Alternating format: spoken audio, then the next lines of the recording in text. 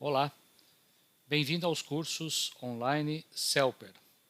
Meu nome é Aimar Lopes, instrutor do curso de Introdução ao Geoprocessamento com TerraView 5, parte 2, aula 1.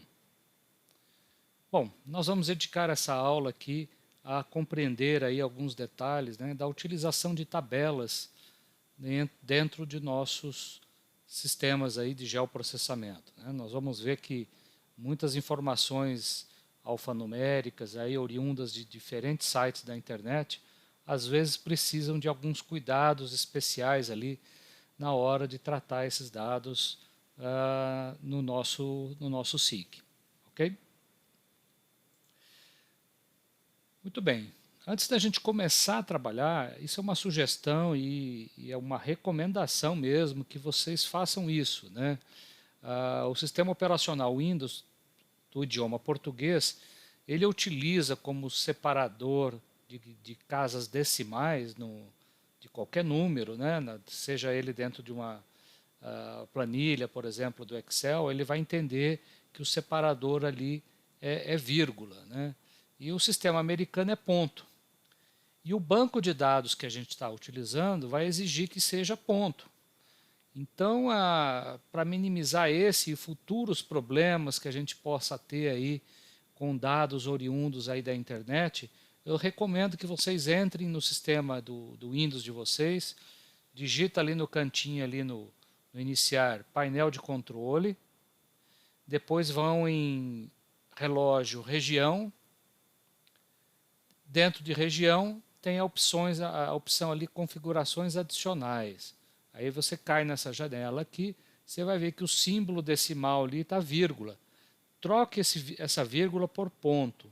E aqui embaixo o símbolo de agrupamento de dígitos, que estava ponto, você pode usar como vírgula.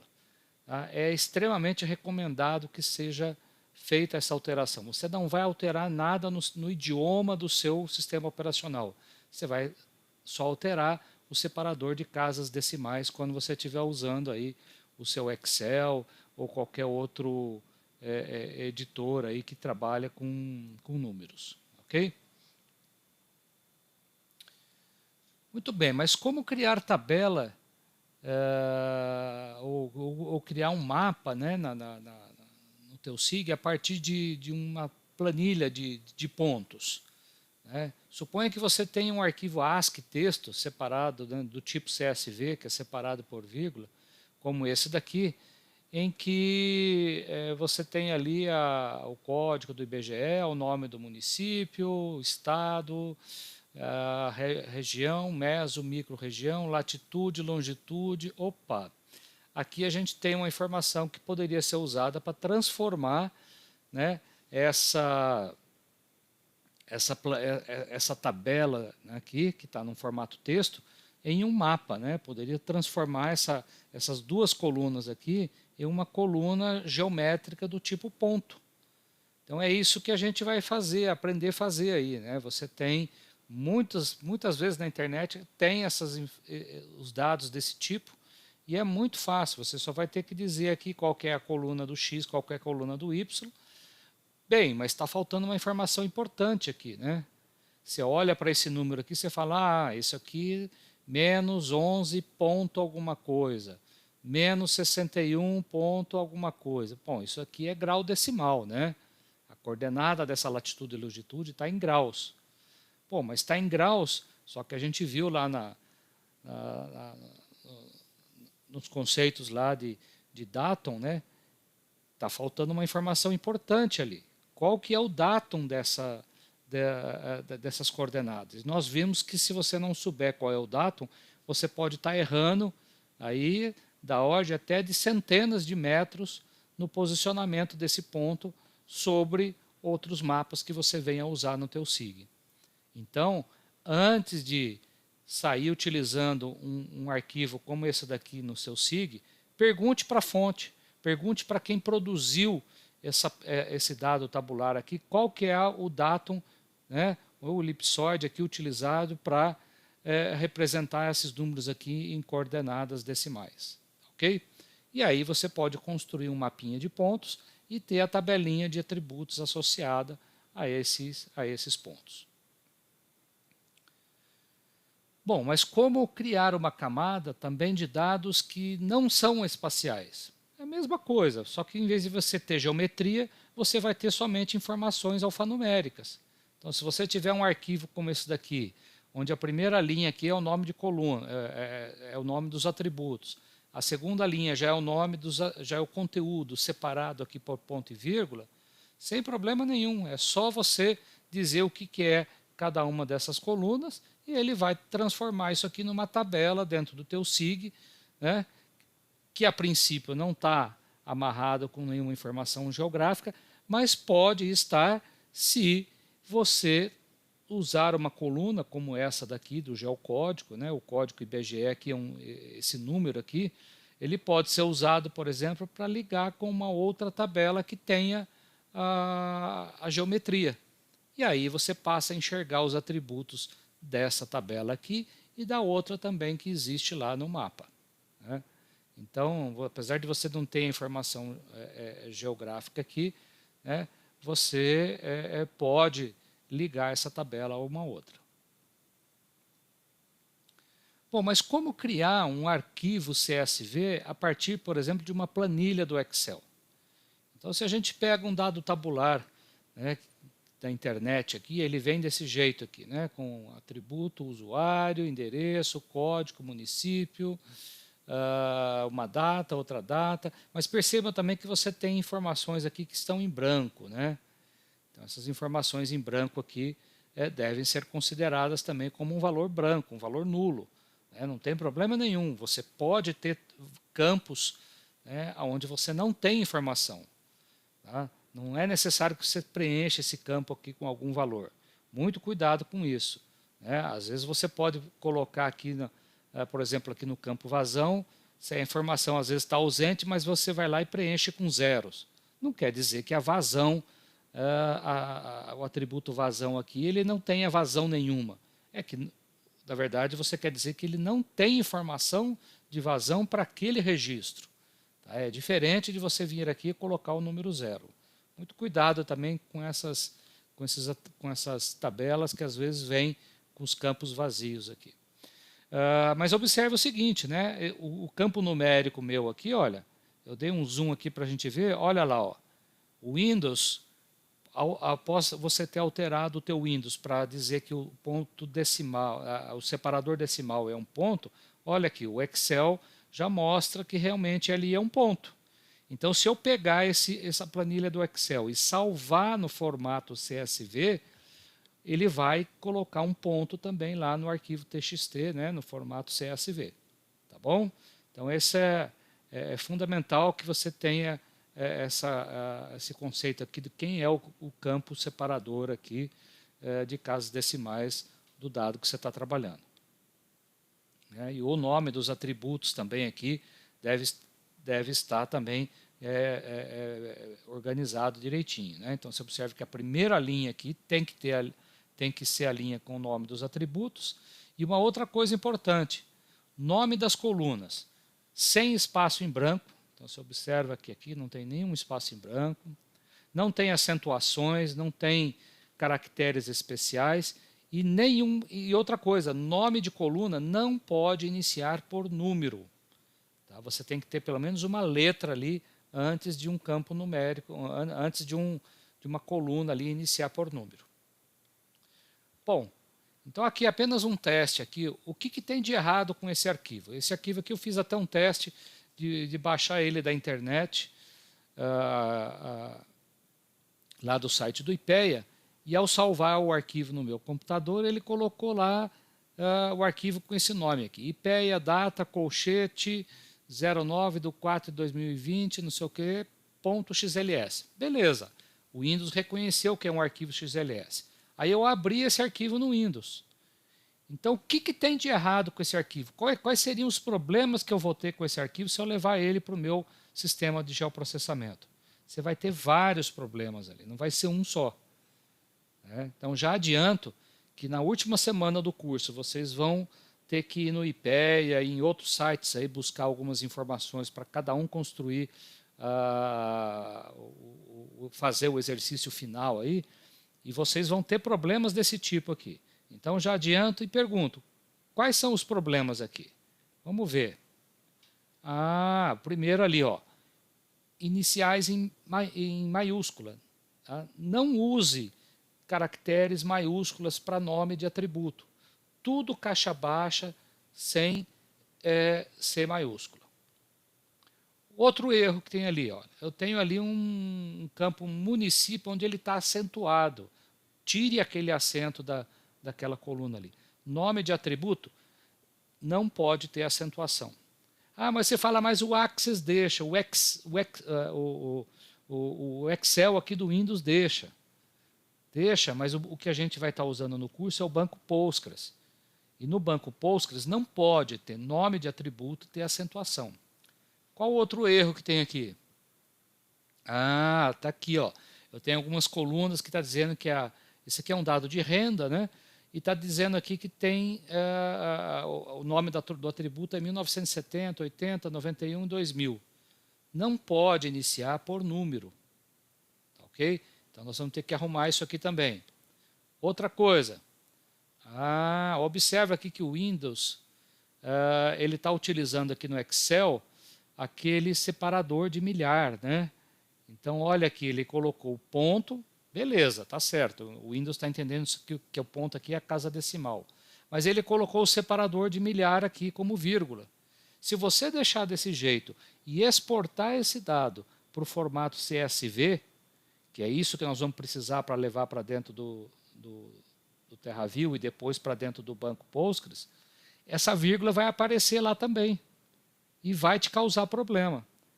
Então essa vírgula aqui é bonitinho para você visualizar melhor o número, mas o que importa é que é 2.276. Então tira como é que eu faço para tirar essa vírgula aqui? Se você olhar lá no teu Excel, essa coluna aqui do Windows, essa coluna aqui no software, ela vai estar formatada como número. Vai lá, marca todas as colunas que estão desse jeito e muda para geral. E aí você vai ver que vai sumir a vírgula e vai ficar somente o ponto ali. Bom, o que mais que está errado? O nome do arquivo. Gente, isso aqui também, um colchete aqui como nome de arquivo, isso aqui causa um problema enorme. Mais uma vez, né, o Bill Gates permite que você coloque espaço em branco, acentuação, C cedilha, qualquer caractere em nome de arquivo. Outros ambientes de trabalho não permite isso. Então, nome de arquivo, acostume, coisa simples, sem espaço em branco. Até os meus arquivos do Word, eu sempre coloco tudo com caracteres simples e sem espaço em branco e sem caracteres como esse aqui, esse colchete aqui. Isso aqui vai dar problema em algum lugar aí. Então, o que eu tenho que fazer para resolver tudo isso? Está aqui, ó. No final, eu vou ter um arquivo XLS, tirei o colchete ali, arrumei isso aqui, tirei a acentuação, coloquei uma letra R aqui na frente para lembrar que isso aqui é a renda. E olha aqui, o separador de milhar sumiu, né, ficou somente as casas decimais aqui sendo apresentado aqui como um separador aqui de ponto. Então está ótimo. O arquivo do Excel agora está prontinho para você salvar isso daqui. Bom, e no Excel, eu recomendo então, na hora de salvar o arquivo, você já tem nas versões mais novas do Excel essa opção aqui de salvar como CSV com a codificação UTF-8. Lembrando que o nosso banco Postgres ele já está utilizando também a mesma codificação. Então, se tiver aí no Excel, use essa opção que aí você vai ter menos dor de cabeça. Ok? Aí aqui está o arquivo exportado do Excel. Eu tenho o arquivinho com a extensão agora CSV. Aí eu abri esse arquivo no Notepad, olha, ficou bonitinho, olha. Tudo minúscula, o separador ponto e vírgula, não tem acento, iniciado tudo por letra, né? E o separador aqui milhar, o separador aqui das casas decimais, um ponto. Então está perfeito. Esse arquivo desse jeito não vai dar erro nenhum.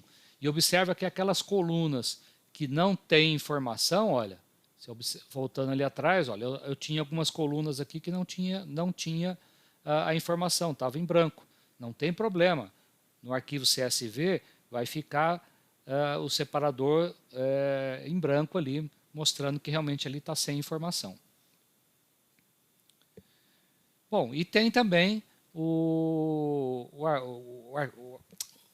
esse aplicativo aqui, o Notepad++, vocês podem estar utilizando também para verificar se aquele arquivo CSV que você baixou da internet, antes de já sair querendo abrir ele no SIG e tal, abre ele aqui no Notepad, verifica como é que está a formatação dele, se tem coisas estranhas, se a acentuação está aparecendo direitinho. Às vezes a acentuação já não aparece aqui trocada, você pode vir aqui nesse aplicativo e utilizar ele para, inclusive, mudar a formatação aqui da codificação. Olha, você vê que ainda tem uma opção aqui de dizer, olha, converta para UTF-8. Então vai ter exercício ali que eu já vou pedir para fazer isso. Ao abrir o arquivo CSV, para a gente ganhar tempo, já salva ele aqui com ele já é um CSV, na verdade você vai estar só formatando ele com a codificação universal aqui, tá bom? E observa aqui que também, né, no Notepad, o separador aqui é um ponto, não pode ser vírgula, né? Bom, outros arquivos também muito comum aí de dados tabulares na internet é o formato DBF, né? A extensão DBF representa arquivos de bancos de dados. Isso aí já vem lá de 1983 com o DBase 2, que era um sisteminha para trabalhar com tabelas de bancos de dados, e usava a extensão DBF para os arquivinhos tabulares. Cada arquivo tem apenas uma única tabela ali dentro. Não é igual ao arquivo do Access, que tem lá várias tabelas dentro. Aqui não, cada arquivo DBase, né, tem apenas uma única tabela dentro. A vantagem é que o nome do arquivo e os atributos ali dentro já está tudo formatado, está tudo já com a informação de se é um campo inteiro, se é real, se é data, se é texto, né? Então ele já vem formatado com os tipos também em cada coluna. E aí, se você tem um arquivo DBase, você pode abrir ele no Access da Microsoft, né? Uma dica de conversão aqui é usar o Access da Microsoft para poder converter ele para DBF ou para XLS. E depois do XLS você converte para CSV. Então, como no TerraView você não importa direto arquivos XLS, você pode estar usando aqui o Access da Microsoft para fazer algumas conversões aí. Bom, e no nosso software, para poder fazer a importação de dados tabulares ou dados tabulares que também vão gerar uma geometria de ponto, você tem essa interface aqui, onde você vai aqui, escolhe o arquivo com a extensão DBF ou CSV, vai aparecer aqui os atributos, você diz qual que é a formatação deles, né, se é inteiro, se é data, se é string, né? E se você tem duas colunas aqui, por exemplo, a latitude e longitude, que vai ser usada para criar uma geometria, você marca esse botão aqui e escolhe quem é o X, quem é o Y. Cuidado para não trocar aqui. Longitude sempre é o X, latitude sempre é o Y. Inclusive na interface aqui está igual os dois, né? Olha, cuidado aqui na figurinha minha aqui está errado, tá? Então longitude é X, Y é latitude, tá bom? E aí, claro, você vai ter que informar, você vai criar uma geometria, você tem que informar aqui qual que é o SRID, né? Qual que é a projeção e o datum desse mapa de pontos que você vai estar criando. Muito bem, então para realizar os exercícios aí em casa, nós vamos fazer um intercâmbio de tabelas espaciais e tabelas não espaciais com o TerraView. E aí vou fornecer um arquivo CSV com a sede de municípios do Brasil e depois também um arquivo CSV com os dados do censo do IBGE de 2010 dos municípios do Brasil. Tá bom? Então são duas tabelinhas aí que nós vamos aprender a colocar para dentro do TerraView e fazer ligação entre elas aí. Ok? Então, era essa nossas dicas aí sobre o uso de tabelas, tá? Qualquer dúvida aí, trabalhem aí com o fórum, façam suas perguntas, tirem suas dúvidas, tá bom? Muito obrigado e bom exercício a todos aí.